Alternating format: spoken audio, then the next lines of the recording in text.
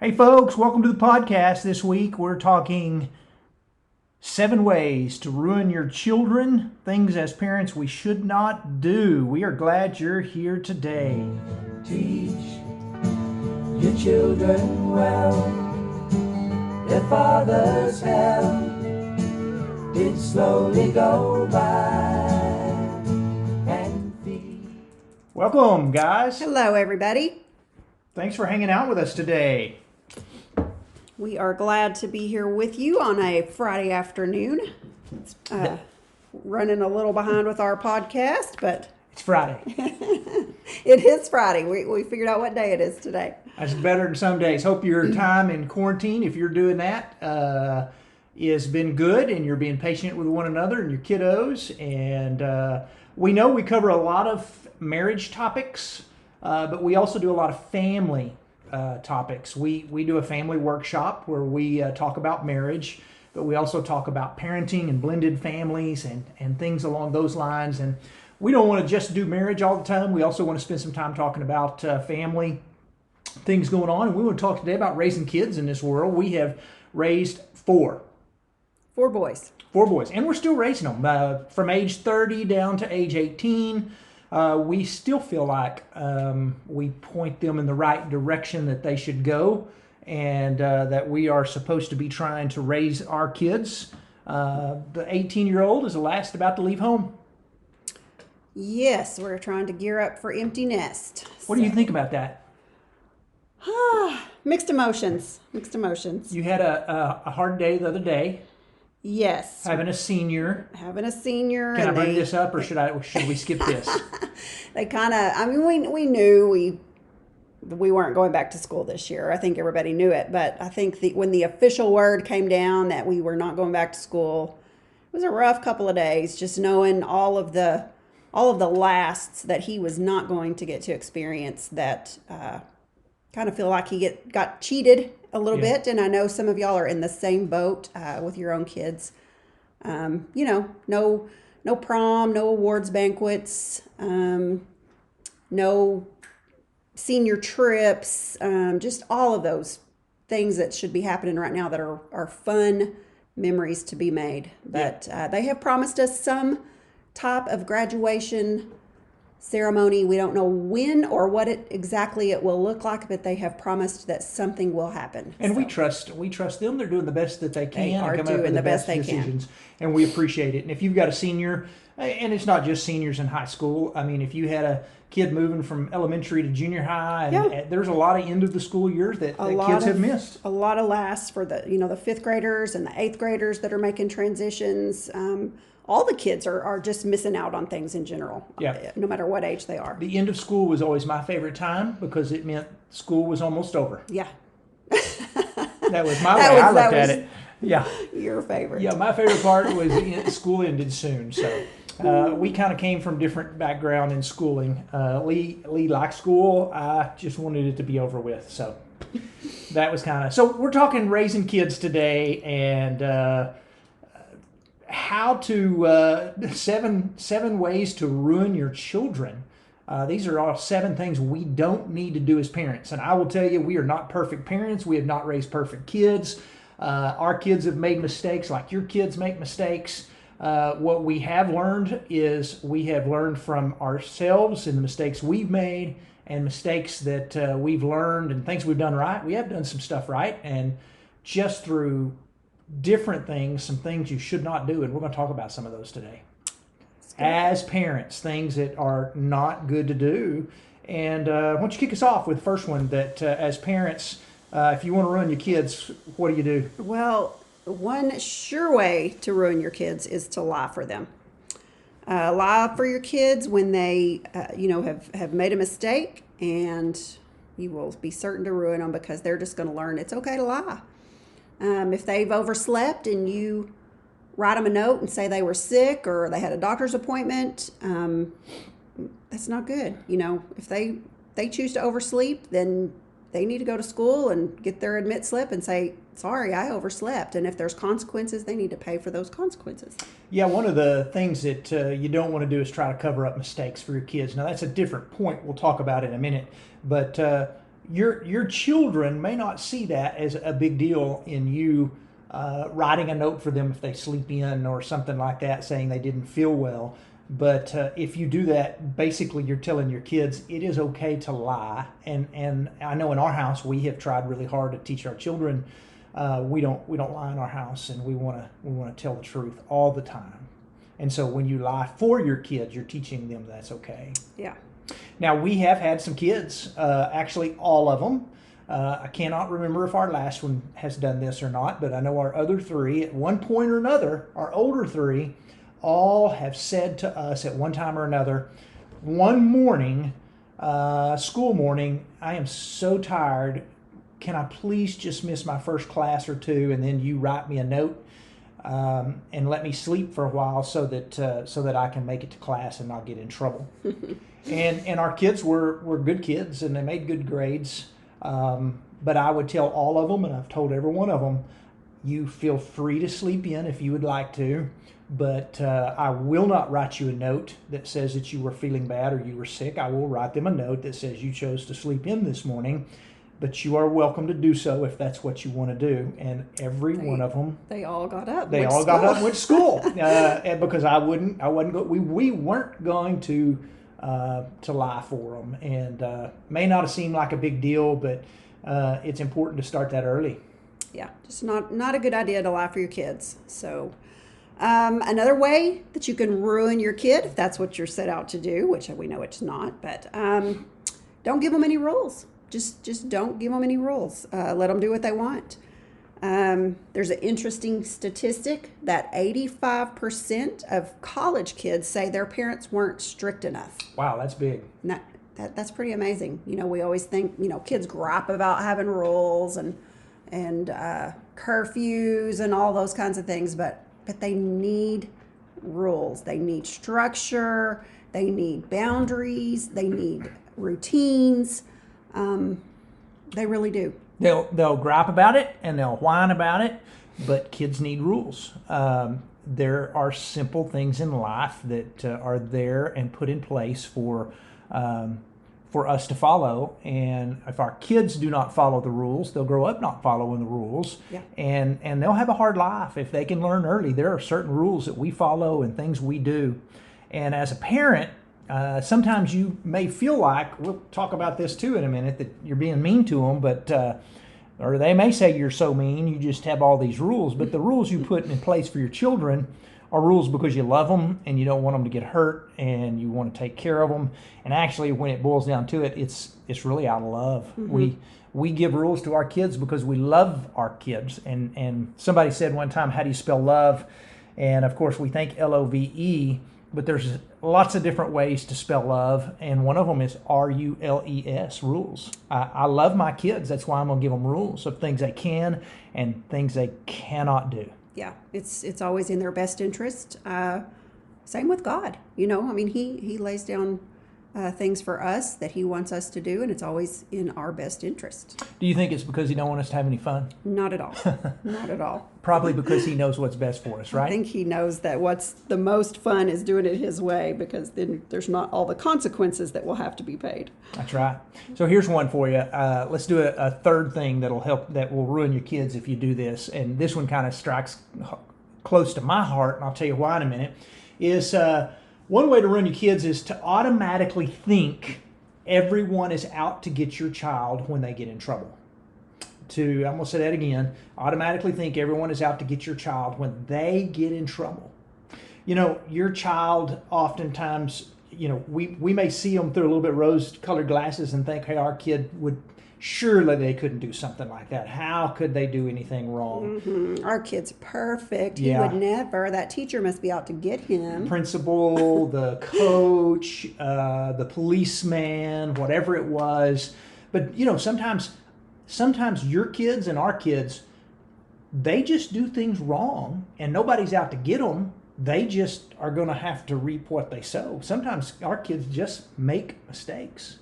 And we tend to live in a society now to where if our kids get in trouble, we automatically think, well, fine, I'll call your superior and I'll talk to them. And, my kid would have never done that. Another kid got him in trouble or got her in trouble. But sometimes your kid just gets themselves in trouble and does things they shouldn't do. But we oftentimes think somebody's out to get our kid. When I was a teenager in high school, you may have a hard time believing this, but this is a true story. I got in trouble a few times in high school just because I was a little on the mischievous side. But I was just a kid, and I got in trouble like anybody else did. And I remember one time specifically going to the principal's office, and Mr. Martin was the assistant principal. He was the guy that gave the SWATs. And went in there and sat down, and he said, I'm going to give you 3 SWATs, Mr. Morgan, but I need to call your mother and ask her permission first. And I have no doubt that, what she was going to say when he called, and she was on speakerphone. And I remember sitting there listening with my head down, knowing what was going to happen.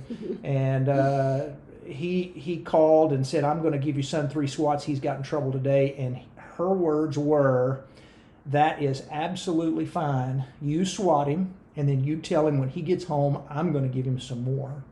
And I remember she didn't take up for me. She didn't go, well, surely his teacher, or the coach was not being nice to him or out to get him. Man, that was one thing that took place that my conduct, we used to come home from elementary school, and if my grades were not the best, my mom and dad, they wanted me to improve my grades, but they looked down at them conduct. I'm old enough that when my report card came home, do you remember we got used for unnecessary talking? Yes, and if our conduct was bad, if we got a check mark under something, I got in more trouble for my conduct than I ever did for any grade that I brought home. My mom and dad expected me to, hey, you are representing us, and you will act nice. And I knew that their wrath was going to come down on me if I did not behave like I was supposed to. Never one time did they think somebody was out to get me. My mom always took up for whoever it was that said I had done something. She lived with you. She knew you were that's perfect. Probably right. She knew you were a little stinker. So don't automatically think everybody's out to get your kid when they get in trouble. Sometimes they just do things they shouldn't do, and that's sometimes they just do wrong things. Yeah. So another way to ruin your child is to just not discipline them at all. Just don't discipline them. That's not good. Discipline is a healthy thing, and discipline can be. What are different ways we discipline kids? Well, you can. Of course, we always had time out when they were small. Oh, when they were very small, we had time out, and we got somebody at the door. Coop, you get the door. Okay, we're back. Sorry for that little tiny interruption there. We weren't expecting a visitor, but so anyway, I think we were talking about timeout. We always, when our kids were small, we had little timeout chairs, and we spanked them if we thought the situation called for spanking. Some people don't do that, and that's perfectly fine, but we did. I think one thing, when they were teenagers, they kind of outgrow spankings and timeout chairs, and you ground them. But we, on a few occasions, would ask our boys, what do you think you deserve as far as discipline goes? And surprisingly, they would be harder on themselves than what we probably would have been. Yeah, you're right. And as they get older, you can't always spank your kid when they get bigger than you, and you have to sometimes hit them where it hurts. And sometimes when you get to kids that are a little bit older, it was a whole lot more painful for us to go, hey, put your cell phone on the bar and just leave it there, or bring me your keys. And we even had one time said, can you just not spank me? Right. Yeah. Taking the keys, hit them where it hurts. Exactly. And so sometimes you just have to do that. But nobody likes to discipline their children, but it is something that needs to be done. It is really, really important that it takes place. And we never like to discipline our kids, but it was part of their maturing and their growing up. And we tended to have one that got caught. Maybe he may not have done anything any more than all the rest of them, but it seemed like every time he turned around, he got caught for doing something he shouldn't have been doing. And sometimes it was pretty minor, but still, And I remember sitting in our room on the bed with him having a long speech about doing what's right, and life is easier if you just do what's right and not make mistakes. And I made the comment, I said, we pray all the time that if you do something wrong that you get caught. Well, he was mad. he got mad. He said, you doing what? I said, yeah. I said, we're praying that if you do something wrong, you get caught, because if you don't get caught, you're not going to learn from it. And man, he said, you stop praying that I get caught when I do something wrong. And I said, I will not stop praying. That was a good battle with about a 17, 18-year-old kid at that time. And so we've had some fun disciplining our kids. I mean, nobody wants to discipline your kids, but it's always interesting. One of the things you don't want to do on disciplining is you can't just threaten your child all the time. And that's a dangerous thing to do, where you just say that if you do that again, next time you're grounded, and next time you're grounded, and next time you're grounded. If you threaten and never follow through, they're not learning a thing. No. Other than that you are a pushover. Yeah, that's right. And I'm cautious about telling this, but I will tell it because I don't ever want to be judgmental. I don't know what this poor mama was going through, or what her day was like, or what her kid was like. But in Target one time, I happened to be shopping, and a lady right next to me in the basket with a little toddler, and the little toddler climbed out. And she said, "You do that again, I'm gonna spank you." And she put him back in the basket, and within 5 seconds, she turned her back. He was out. Literally 5 times she put him back in there and said, "You do that again, I'll..." 5 times she said, "I'm gonna spank you." And 5 times I didn't, but I'd like to have said, I wanted to say, "Ma'am, I'll hold him for you while you swat him," if that will help. Oh, goodness. But I just remember thinking that's a pretty good illustration on how not to do things. You can't just threaten your kids. You've got to do something in that way. But one of the ways to run your kids is don't discipline your kids when they make a mistake. Sometimes they need to be. Now, I will tell you that if you're not sure how to discipline your kids, or if you're not sure what they have done, always err on the side of grace. Be graceful to your kids. Grounding your kid for life, although we've all threatened it, that's not a healthy thing to do. Yeah. Don't overreact. Don't overreact. Don't discipline when you're mad. We need to do a podcast, an episode on how to discipline children. That would probably be a good thing. I can think of about 30 minutes more material on disciplining kids, on how not to discipline our children. Things we've learned. Yeah. So we kind of alluded to this earlier when we talked about lying for your kids. But another thing that's pretty detrimental is if you pull strings to actually get them out of trouble. Yeah. That's kind of taking it another step farther than lying for them. But if you're actually pulling strings to get them out of trouble, you're teaching them some bad things. Yeah, basically you're teaching your kid that they're a victim, and they're going to spend their life playing the victim card, and that's not healthy. If your kid gets in trouble, the best thing you can do is, instead of saying, "I'm going to call my lawyer," or "I'm going to call your superior," sometimes letting them pay the price for their mistake is the best thing you can do as a parent. Let them reap what they sow sometimes. And that is a good thing. We had a child that did that one time. This was our second oldest son, Parker. Yeah. And rarely did he ever get in trouble. He was a kid you'd kind of look at cross-eyed and say, "You've disappointed me," and you've ripped his heart out. He was a soft-hearted kid that never required much discipline, didn't get in trouble. But when he was about 17, there was 2 or 3 times that he asked, in Childress, where we live, we actually have a curfew in our community, and have forever. And the curfew is on weeknights. If you're under 18, you can't be out past 11, and if you're under 17, you can't be out past 12 on the weekend. And so that was kind of our curfew, being by 11 on a weeknight, being by 12 on the weekend. And there was a little spread of weekends where he would send a message and go, "Hey, we're over at so-and-so's house watching a movie, and I'm going to be about 10 minutes after curfew." And I think we would always go, "Now, Parker, you could get in trouble for this. They give tickets out for going past curfew." And I remember specifically one time his words were, "Nobody gets a ticket for being out past curfew."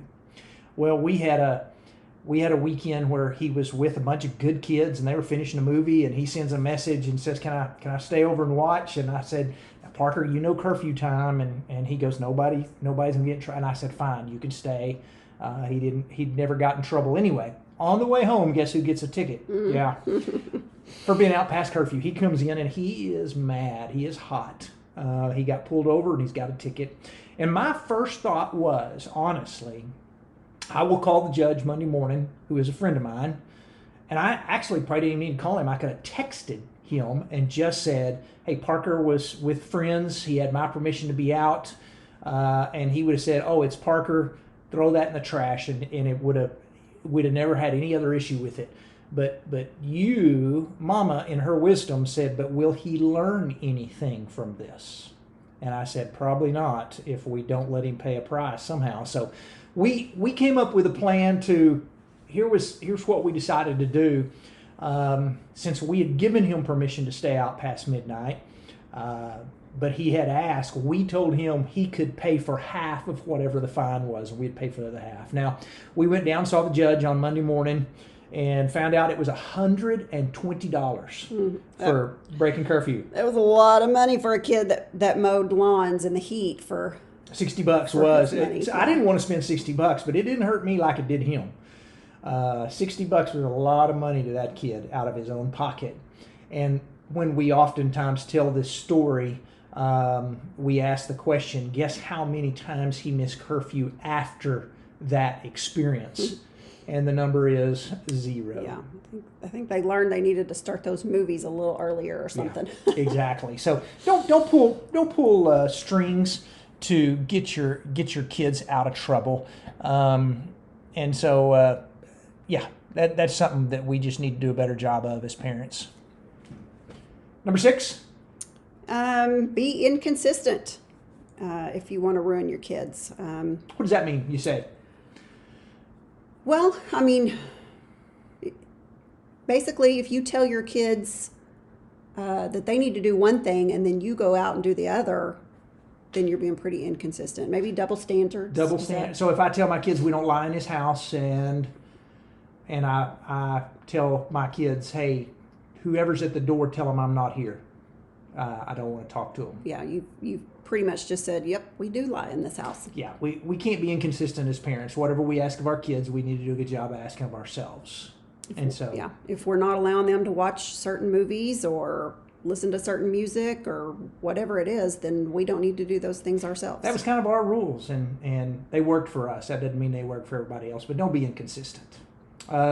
Lastly, let's give you one more, and then we'll sum everything up and get out of here. Give your kids everything they want. That's not a good thing. Yeah. Of course, they're going to think they need the new car and the latest electronics and the greatest and latest tennis shoes out and whatever, but you don't have to give them all those things every single time they think they need it. Yeah. Sometimes it's okay to say no. Or make them work for it. It's a good thing to say no. Or yes, exactly. We would tell our kids, you've got money. If you want it bad enough and you're willing to spend your own money, sure, for it. Let's go rake some leaves in the yard and work for some stuff, and things don't come free or cheap all the time. And one thing that we did with our kids a lot on, especially things like tennis shoes, when they really wanted, the expensive pair or something, when we would say, this is our budget for shoes, and this is what we're willing to kick in. And if you think you need that particular pair of shoes, then you're going to have to cover the rest. And we would be able to tell real quick, how important it was to them if they were willing to shell out the rest of the money or not. Good point. Very good point. So don't give your kids everything that they want. We've gone through a bunch here, 7 things ways to ruin your kids. We want to remind you as parents, your job, God puts you in the life of your child for you to be their parent, not always to be their friend. God did not give you kids so they could have buddies. God gave you kids so that you could be their parent. And sometimes as a parent, your kids are not going to like you. Sometimes as a parent, your kids are going to be mad at you. Sometimes as a parent, they're not going to like what they say. But you get right down to it, and you're to be their parent. Your job is to raise healthy, emotional, physical, relational kids, and that's your job as a parent, to work yourself out of a job where they're out flying on their own doing relationships and emotional health and physical health and spiritual health like they should, because you have taught them while they're at home. And they don't always have to like you. They don't always have to like your rules. But you've got to be that parent in their world that says, here's how we're going to do things. I've been your age, but you haven't been my age. Yeah, and it's so rewarding to see our three that are out on their own and not, living under our rules anymore, so to speak, because they're flying on their own and making awesome decisions and awesome choices. And it's just pretty rewarding to see that we did do a few things right. Yep, it did. We made mistakes, but we've done some stuff right. We're very blessed. We love our boys, and we love the fact that we got our first grandchild coming into this world sometime in September, and we're excited about that. Very excited about that. I want to remind you, if you're listening to this podcast via iTunes or Google or on an Android phone or even on a Spotify, you can leave us a review, and that will help us a ton. We hope you're enjoying the podcast. We're going to keep doing it as long as we have folks that are still going to listen, and we do appreciate that. Can you think of anything else, Miss Morgan, you want to add on 7 simple ways to ruin your kids? Hopefully this is not what you're setting out to do. Now, nobody ever sets out to ruin their kids, and sometime we'll talk a little bit more about family stuff. We'll talk about disciplining. We may need to have a week where we talk about strong-willed children. We had one of those. There's just so many good family topics we need to cover, blended families and things along those lines. Yeah, shoot us a message if there's a family topic that you'd be interested in. There you go. Us covering. So there you go. Yeah. Hope y'all all have a great week. We've had fun today hanging out with you, and have a blessed week. And just remember that whether you're quarantined or you're in one of those jobs that works out in the public, that folks are praying, and we're going to get all through this. We're going to survive. We are. Things are going to get back to normal soon. Yeah, I've enjoyed being quarantined a little bit, so I'm not sure I'm ready for them to go back completely to normal. Exactly. Yeah, there you go. It's been pretty fun for this introvert right here. There you go. Yeah. All right, y'all have a great day. Many blessings. See ya.